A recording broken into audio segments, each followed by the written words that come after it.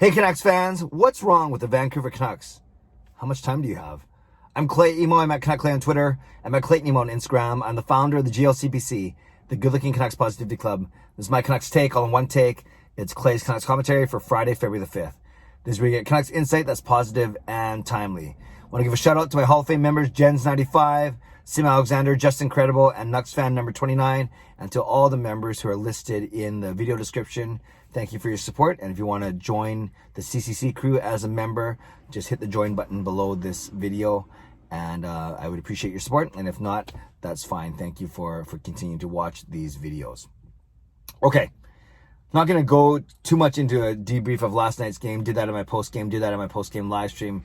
But I want to talk about the myriad of problems that the Canucks have right now. No particular order, no rhyme or reason, no structure to what I'm going to talk about. Just going to talk about things that I've observed, that I've heard and read, and that you have brought up to me in comments on these videos and in my post-game live streams. The biggest thing is they're not playing well enough. And whether that's an absence of skill, whether they're missing the players that they let go, whether it's a system thing, on the ice, brutal. And their offense is okay. It hasn't been amazing, but that's not the problem. Obviously, the problem is defense. And I'm not just pinning it on the goalie, not just pinning it on the 6 guys who play the position called defense, but it's a team game. And we saw that when a lot of the turnovers and bad passes were from forwards. And then in the last couple games, I've noticed that they haven't been working hard enough, right? All the deflection goals from Montreal were because of guys, defensemen, not tying up the forwards. From Montreal. Last night against Toronto, we saw 2 or 3 goals where it was simply effort. It was Miller not moving against Matthews. It was Edler not moving against Spezza. So these are battle. These are pride things. These are things where you got to win those battles and want to defeat the other person, the other player, your opponent in that moment in time. So with the Canucks play on the ice, there are issues. Defensively, they're struggling. I don't even know if they have a system or if their system is called let the teams shoot as much as they want. But yeah, they're giving up way too many shots. They're giving up way too many goals per game.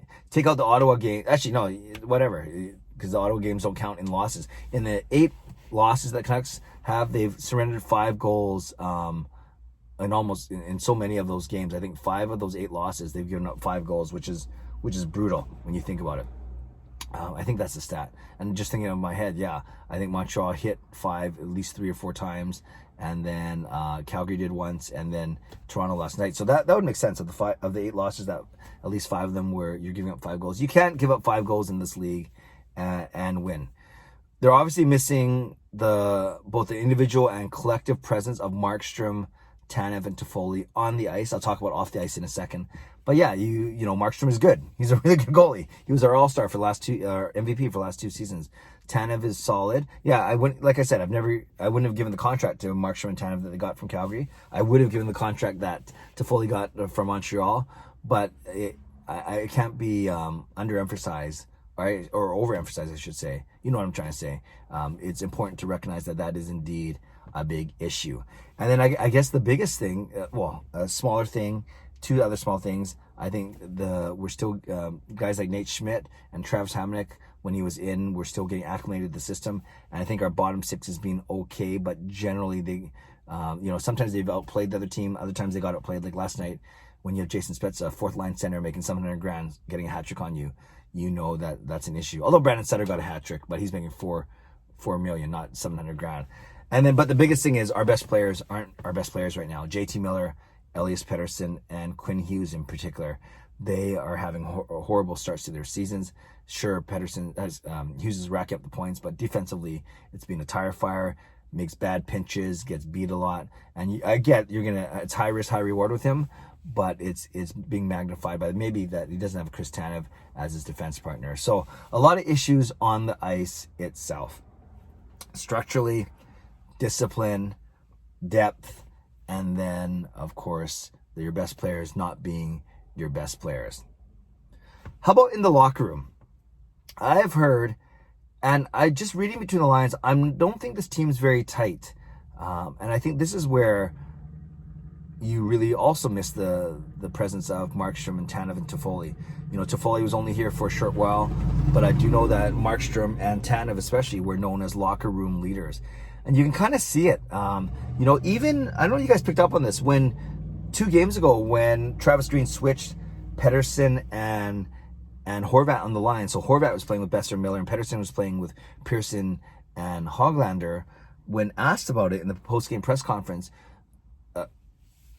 Pettersson made a point that he liked the chemistry, that he liked the change.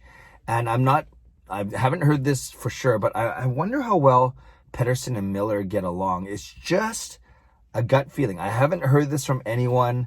I haven't, seen anything like completely obvious, but I just wonder if Pettersson and Miller get along that well. I think they have different personalities.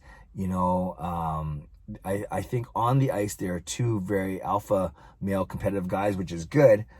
But when things aren't going well, they're 2 of the players that I see express the most frustration as well. Now, I could be completely off here, but it's just kind of a gut feeling I have. I'm not sitting here saying it's splitting up the room or it's fracturing the dressing room or the unity of the team. But I'm not saying you have to be best friends either. But I just wonder if Pettersson and Miller click. Just a thought I had. But maybe I'm completely way off here. Yes, you missed the leadership of Markstrom and Tanev in the room. I think Stetcher was a galvanizing force in the locker room as well. And then I wonder how vocal Horvat is in the locker room. I wonder if he's completely, I'd like to think so, but I hope he's completely earned the respect of everyone in there. Edler's a veteran, but he's not going to talk that much. I'm not sure about Sutter. So you don't know. I think the loss of Markstrom and Tanev in the room is massive. Also a small thing, but I did think about this too, is when on the road, you can't really do anything as a team. You can't go out, go to restaurants, go golfing, can't movie nights, whatever it means. The players are just playing and then going to their hotel room. And that's got to be draining on you mentally. But from a standpoint of proactively building up the camaraderie of the team, the unity of the team, the identity of the team, I think that's been a big factor as well. And of course, every team has to suffer that. But I'm just saying, for a team like the Canucks, who suffered so many losses, I think that it's more paramount that they get some chemistry going. So that's a couple thoughts I had about the chemistry in the locker room. And then I think the one other thing I was going to say is, I was talking to my son Sean about this, is Canucks do not match up well against Toronto and Montreal. They do against Ottawa, fine. Split against Edmonton, beat the Winnipeg Jets in the 1 game they played, and then lost 2 against Calgary. So potentially, could we see a thing where that they don't match up against Toronto, Montreal, and Calgary, for instance, but maybe they're battling Winnipeg and Edmonton for that 4th playoff spot?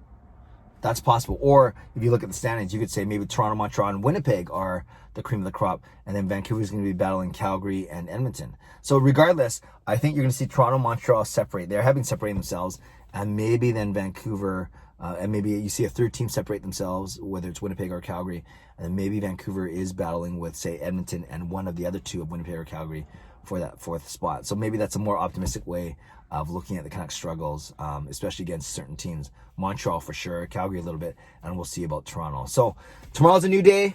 Tomorrow, I'm excited to watch that game. And if the Canucks can win tomorrow and then win on Monday, as I've said, at least they're coming back 500 at 8-8. But you don't want to come back 6-10. That would be disastrous. So we'll see what happens. I left a lot for you there, Canucks fans. Let me know what you think. Is it something that I've mentioned? I talked about on ice. I talked about structure, lack of depth, and bottom 6 being outplayed, getting used to new teammates, and your best players not being the best players. That's on the ice. I talked about off the ice, in the room, and unity and harmony and leadership and all those things. Maybe it's all those things, or maybe it's something that you can offer down below. But please leave a comment below. I love to read, react, and reply as always. What is wrong with our Vancouver Canucks? Subscribe if you'd like to. Like this video if you'd like to. Join and become a member of this channel if you'd like to. Stay safe, stay healthy, take care of yourselves, and take care of each other. Have a great day. God bless, and go Canucks go.